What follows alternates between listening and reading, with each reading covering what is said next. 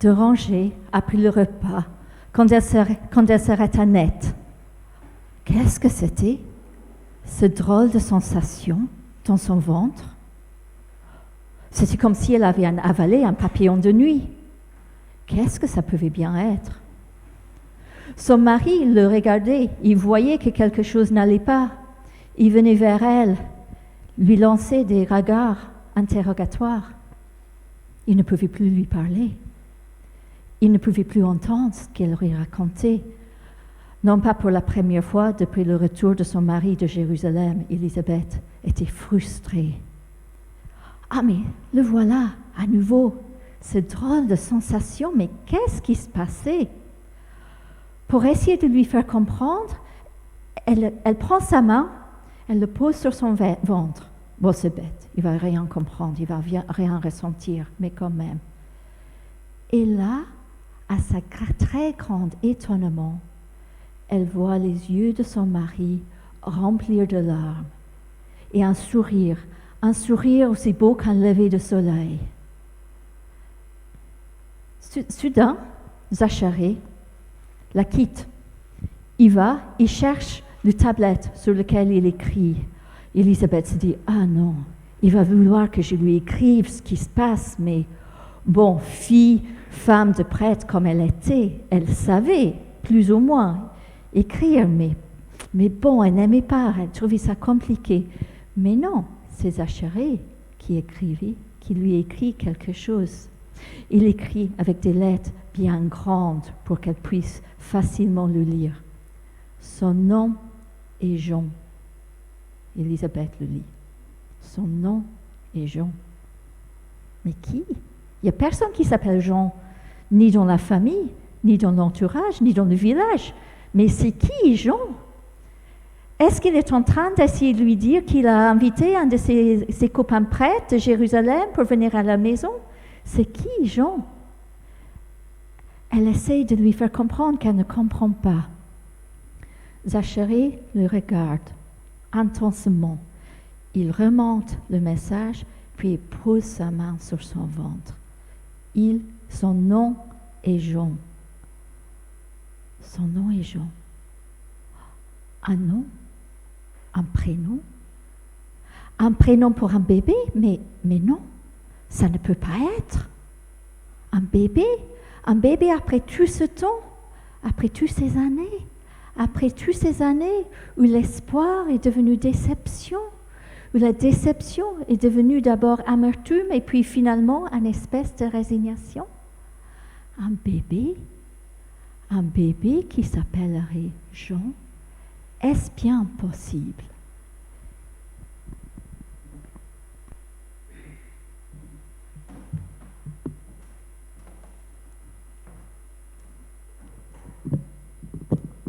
J'ai essayé d'imaginer comment Élisabeth s'est rendue compte qu'elle était enceinte dans une époque où il n'y avait pas la médecine moderne, où elle avait déjà passé l'âge pour avoir des enfants, comme nous disent pudiquement nos traductions. Nous ne savons pas en réalité. Nous ne savons pas comment elle s'en est rendue compte et nous ne savons pas comment son mari lui avait transmis le prénom du bébé. Parce que quand on lit la Bible, on découvre que c'est elle qui le savait, c'est elle qui l'a annoncé aux voisins. Si nous sommes là ce matin, c'est parce que nous sommes convaincus non seulement que Dieu fait des promesses, mais qu'il les garde. Jean-François nous l'a déjà dit, nous avons déjà allumé la bougie pour nous dire que nous entrons dans cette saison de l'Avent, cette saison où nous apprenons à patienter tout en anticipant. Nos enfants, nos petits-enfants ont des calendriers de l'Avent qui les aident à patienter jusqu'à la fête. De nos jours, je pense qu'ils ont en général des petits chocolats ou d'autres petits cadeaux, parce qu'attendre la fête, anticiper la fête, c'est déjà un peu la fête, n'est-ce pas? Et nous voulons savourer ce temps d'attente. Donc ce matin, je nous invite à prendre un peu de temps à méditer sur le sens de ce temps de préparation qui s'appelle l'Avent, en écoutant les voix de 2 personnes qui nous ont précédés, qui ont été émerveillées de ce que le Seigneur a fait en nous et qui, par leurs paroles, témoignent de cet émerveillement, nous invitent à le partager, en devenir témoins à notre tour. Il s'agit bien sûr d'Élisabeth et Zacharie, couple ordinaire qui vit l'extraordinaire, couple sans histoire qui prend sa place dans la grande histoire de Dieu, couple rempli, inspiré, bousculé par le Saint-Esprit, qui ont dit des paroles de foi, paroles d'espoir, paroles de bénédiction et de joie, enracinées dans les actions et la fidélité de Dieu. Et je nous invite ce matin non seulement à entendre leurs paroles, mais à nous les approprier. Parce que, comme eux, nous vivons dans un temps d'attente, un temps de promesse. Nous attendons toujours l'accomplissement final de tout ce qui leur a été promis.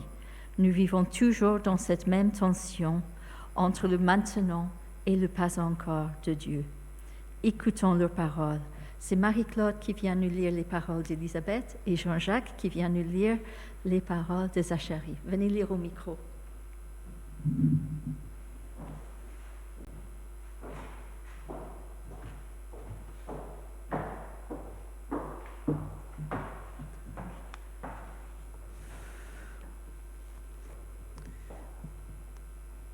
À la même époque, Marie s'empressa de se rendre dans une ville de la région montagneuse de Juda. Elle entra dans la maison de Zacharie et salua Élisabeth. Dès qu'Élisabeth entendit la salutation de Marie, son enfant remua brusquement en elle et elle fut remplie du Saint-Esprit. Elle s'écria d'une voix forte, « Tu es bénie parmi les femmes, et l'enfant que tu portes est béni. Comment m'est-il accordé que la mère de mon Seigneur vienne vers moi? En effet, dès que j'ai entendu ta salutation, l'enfant a tressailli de joie en moi. Heureuse celle qui a cru, parce que ce qui lui a été dit de la part du Seigneur s'accomplira. Amen.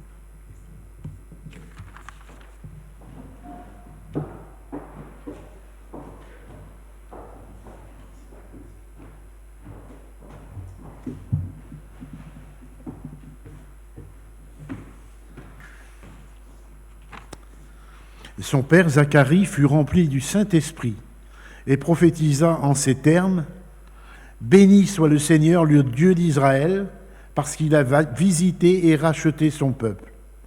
Il nous a donné un puissant sauveur dans la famille de son serviteur David. C'est ce qu'il avait annoncé par la bouche de ses saints prophètes des temps anciens. Un sauveur qui nous délivre de nos ennemis et de la domination de tous ceux qui nous détestent. Ainsi, il manifeste sa bonté envers nos ancêtres et se souvient de sa sainte alliance, conformément au serment qu'il avait fait à Abraham, notre ancêtre. Il avait juré qu'après nous avoir délivrés de nos ennemis, il nous accorderait de le servir sans crainte, en marchant devant lui dans la sainteté et dans la justice tous les jours de notre vie. Et toi, petit enfant, tu seras appelé prophète du Très-Haut, car tu marcheras sous le regard du Seigneur pour préparer ses chemins et pour donner à son peuple la connaissance du salut par le pardon de ses péchés, à cause de la profonde bonté de notre Dieu. Grâce à elle, le soleil levant nous a visités d'en haut pour éclairer ceux qui sont assis dans les ténèbres et dans l'ombre de la mort, pour diriger nos pas sur le chemin de la paix. L'enfant grandissait et se fortifiait en esprit. Il resta dans les déserts jusqu'au jour où il se présenta devant Israël. Amen.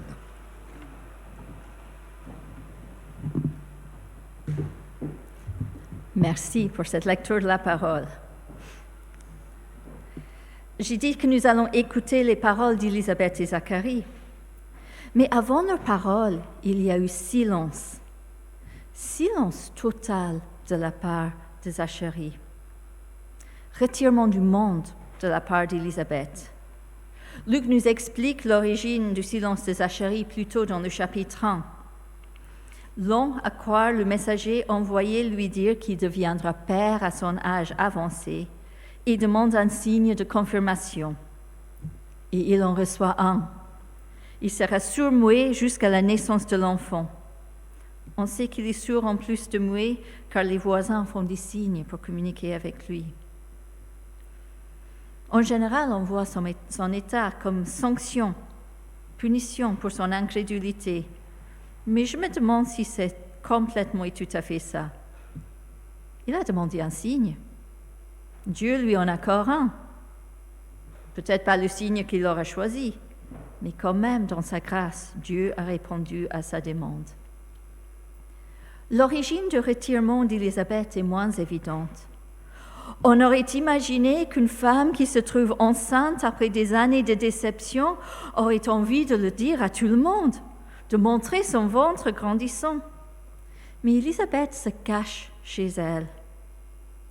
Peut-être qu'elle a juste besoin de temps pour se rendre compte de ce qui se passe, pour s'approprier cette grossesse tellement attendue, ce bébé à venir. On peut l'imaginer assise, les mains sur son ventre, pour être mieux en communion avec son bébé, en train de méditer sur ce que Dieu a fait avec les mots que Luc raconte au verset 25. C'est l'œuvre que le Seigneur a faite quand il a porté le regard sur moi. Mais on peut aussi peut-être discerner autre chose dans ce silence, dans ce retirement du monde. Car ici, Élisabeth et Zacharie sont en train de refléter le silence de Dieu, le retirement apparemment de Dieu de son monde. Nous avons du mal à nous rendre compte dans nos Bibles parce que dans une seule page, nous passons de l'Ancien Testament au Nouveau. Et puis quand on le lit dans nos téléphones, il y a encore moins, il n'y a même pas une ligne. Mais en réalité, entre les dernières pages de l'Ancien Testament et les premiers du Nouveau, il y a 400 ans.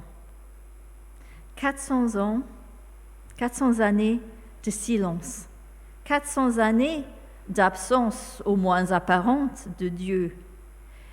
Et donc ici, le silence, les actions d'Élisabeth et Zacharie sont déjà prophétiques, sont là pour nous rappeler que oui, des fois, Dieu fait silence, oui, des fois, Dieu a l'air absent, mais en réalité, comme chez une femme pendant sa grossesse qui prépare l'arrivée de son bébé, Dieu n'a pas oublié son peuple.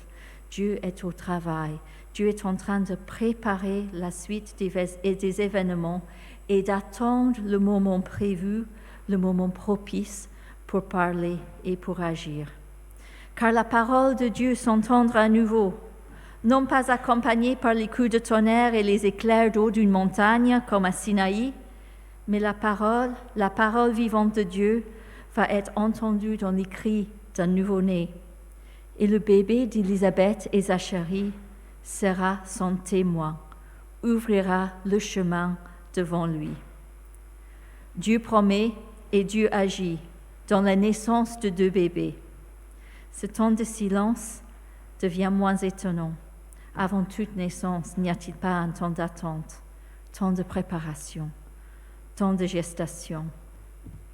Et quand Élisabeth et Zacharie brisent leur silence, c'est aussi le signe que le temps de silence de Dieu touche à sa fin. Dieu reparle. D'abord discrètement, à travers des messages envoyés à Zacharie, à Marie. On verra avec Marie dans 2 semaines. Et puis l'Esprit Saint va venir remplir Élisabeth et Zacharie et ils vont parler. Élisabeth à Marie, Zachée à la foule, à ses voisins, à sa famille, une multiplication de paroles, de voix qui témoignent des actions de Dieu, qui témoignent de venue d'un Sauveur. Pas étonnant donc que les paroles d'Élisabeth et de Zachée vont être des paroles de joie et d'émerveillement. Car c'est dans la joie, c'est dans l'émerveillement que d'abord Élisabeth puis Zacharie vont parler. C'est Élisabeth qui brise son silence en premier. Remplie par l'Esprit, elle pousse un cri de joie. Et puis elle dit haut et fort sa joie de reconnaître le bébé de Marie comme son Seigneur. Parole de reconnaissance, de bénédiction, de témoignage, paroles aussi prophétiques que celles de son mari, de son fils à l'avenir.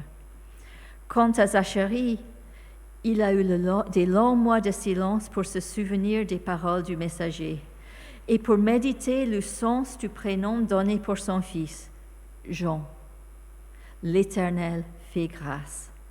Grâce de Dieu, cadeau de Dieu. Cadeau de Dieu, bien sûr, pour ses parents. Mais en plus, la naissance de Jean est un signe que Dieu fait grâce à nous tous. Zacharie a eu le temps de commencer à s'approprier l'idée que Dieu est en train de faire quelque chose de nouveau, quelque chose de surprenant. Et donc, comme sa femme, remplie, inspirée, poussée par l'Esprit Saint, ses premiers mots vont être des paroles de joie et de reconnaissance envers Dieu. Béni soit le Seigneur, le Dieu d'Israël, parce qu'il a visité et racheté son peuple. C'est tout l'Évangile en condensé, n'est-ce pas? Dieu agit, Dieu visite son peuple, Dieu rachète son peuple. Que dire d'autre? Que béni soit le Seigneur, loué soit le Seigneur. Comment ne pas s'émerveiller devant tant de grâce déversée pour nous? Car la louange de Zacharie, comme celle de sa femme, est profondément enracinée dans les actions de Dieu. Ils ne sont pas en train de louer le grand esprit de l'univers qui plane quelque part là-haut qu'on ne peut pas connaître. Ils savent à qui ils s'adressent. Au Seigneur Dieu d'Israël, au Dieu d'Abraham, Isaac et Jacob. Et ils savent ce qu'il a fait. Il a visité et racheté son peuple. Et nous sommes invités à faire de même, de louer Dieu. Et pour les mêmes raisons, Dieu a visité et racheté son peuple. Et son peuple, nous en faisons partie. On a même plus de raisons de nous émerveiller, parce que nous connaissons la suite de l'histoire. Zacharie savait que Dieu avait envoyé un sauveur pour délivrer son peuple, pour nous permettre à marcher devant lui dans la sainteté et dans la justice. Mais il ne savait pas comment ça allait se faire. Mais nous le savons. Nous savons que le bébé de Marie a grandi, qu'il est devenu homme et que notre salut est possible parce qu'il a donné sa vie en acte d'amour pour nous. Voilà un sujet d'émerveillement pour nous dans les jours à venir. Et tous ces mots d'émerveillement sont prononcés par Zacharie en regardant son bébé de 8 jours qui tient dans ses bras. Mes souvenirs des premiers jours de mes enfants sont un peu flous, mais il me semble qu'à 8 jours, un bébé n'est pas capable de grand-chose. Manger, dormir, pleurer. C'est à peu près ça. Donc, il y a soit beaucoup de confiance, soit un brin de folie dans les paroles de Zacharie. Peut-être un saint mélange des deux. Confiance avant tout, parce que Zacharie est en train de vivre l'accomplissement d'une promesse de Dieu. Promesse qui avait l'air tellement extravagante, tellement impossible, que Zacharie avait du mal à y croire. Dieu lui a promis un fils.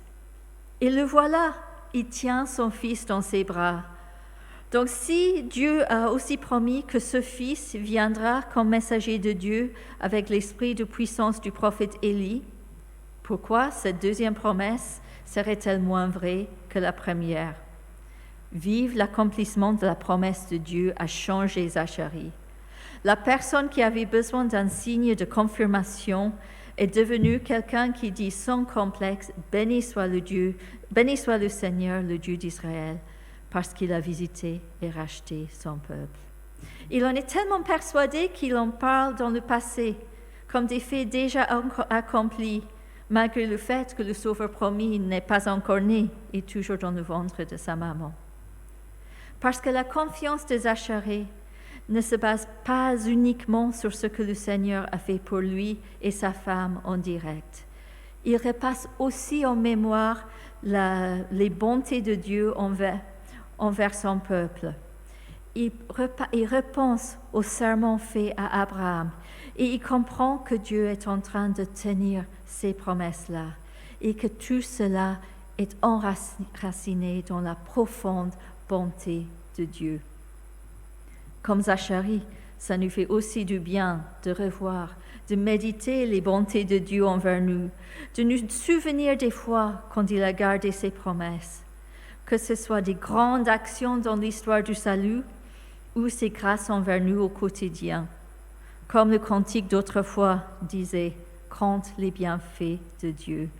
Ça nous fait du bien de le faire, parce que laissés à nous-mêmes, sans faire cet effort, nous basculons trop facilement dans le négatif, nous oublions trop facilement toutes les bontés que Dieu nous a faites. Rappeler les bontés de Dieu, les nommer, les dire à haute voix, ça augmente notre confiance en lui, ça nous aide à nous rendre compte qu'il sera fidèle à l'avenir, comme il a été fidèle jusqu'à maintenant. Et puis, nous qui connaissons la suite de l'histoire, nous avons encore plus de raisons pour faire confiance à Dieu, parce que nous pouvons affirmer comme réalité historique que Dieu a réellement visité, a réellement racheté son peuple. Ça nous aide à garder notre espoir, de savoir qu'il gardera aussi les promesses qu'il nous fait, promesse d'être avec nous toujours jusqu'à la fin des temps, promesse d'être au milieu de nous quand nous nous réunissons en son nom, promesse de préparer un lieu pour nous dans la maison de son Père, promesse de revenir et bien d'autres promesses encore, tant de promesses de bénédiction qui nous donnent l'espoir pour l'avenir. Et c'est cette confiance, cet espoir qui nous permet de nous tourner vers l'extérieur, de partager ce que Dieu a fait pour nous et en nous, par notre témoignage et par des vies orientées en service vers Dieu et vers nos prochains. Parce que les promesses, les bénédictions de Dieu ne sont pas que pour l'avenir, ils sont aussi pour aujourd'hui. Zacharie dit, « Grâce à la profonde bonté de notre Dieu, le soleil levant nous a visités dans nous pour éclairer ceux qui sont assis dans les ténèbres et dans l'ombre de la mort, pour diriger nos pas sur le chemin de la paix. » C'est un appel à la vie, un appel à se mettre en marche dès aujourd'hui, à nous lever et à sortir des ténèbres et de l'ombre de la mort pour marcher sur le chemin de la paix en hommes et en femmes libres. Parce que cette libération a un sens. Nous sommes libérés pour servir le Seigneur sans crainte. Et en quoi consiste ce service? À marcher devant lui dans la sainteté et dans la justice tous les jours de notre vie. Marcher.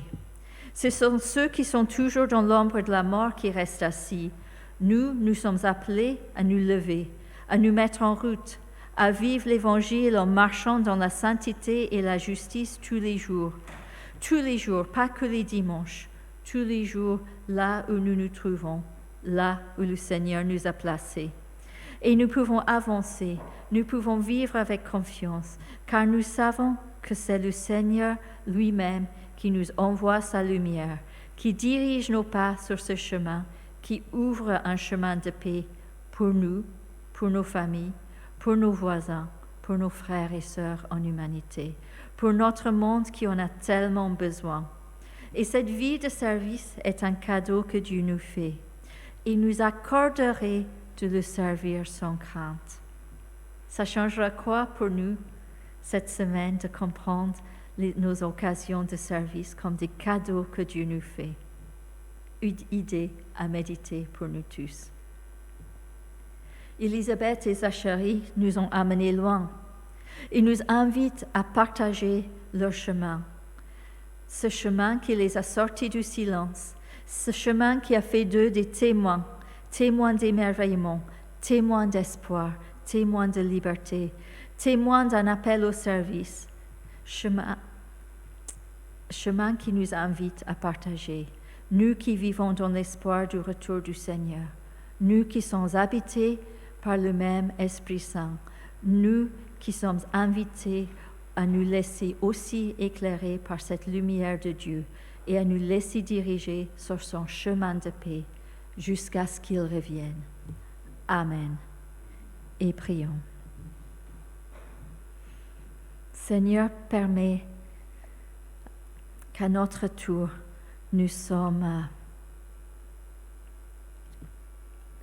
que nous vivons dans l'émerveillement, que nous vivons dans la confiance. Seigneur, aide-nous à voir la grandeur de ce que tu as fait pour nous et aide-nous en tournant ton regard vers toi, à nous lever et à avancer pour te suivre, pour te servir et pour servir nos prochains. Amen. Alors nous allons